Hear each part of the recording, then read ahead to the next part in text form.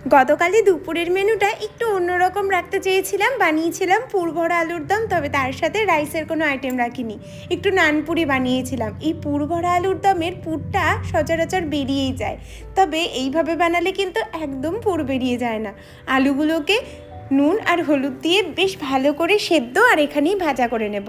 পুর যাতে না বেরোয় তার জন্য একটু ছোলার ডাল আর তার সাথে বাদাম বাটা দেবো পুরের মধ্যে।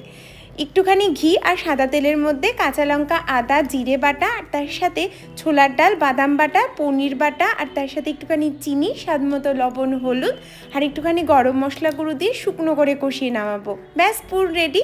এদিকে ফোড়ন দেওয়ার পর গ্রেভির জন্য টমেটোর সাথে আদা, জিরে, কাঁচা লঙ্কা বাটা, বাদাম বাটা, পোস্ত বাটা আর সব কিছু একসাথে একদম শুকনো করে কষিয়ে নিতে হবে। আলুর মধ্যে পুরগুলো ঠেসে ঠেসে ভরে দিয়েছি, যতটা পারবে ততটা ঠেসে ভরবে। এদিকে মশলা কষানো হয়ে গেলে পরিমাণ মতো জল দিয়ে আলুগুলো দিয়ে 10 মিনিট নাড়াচাড়া করে ঘি আর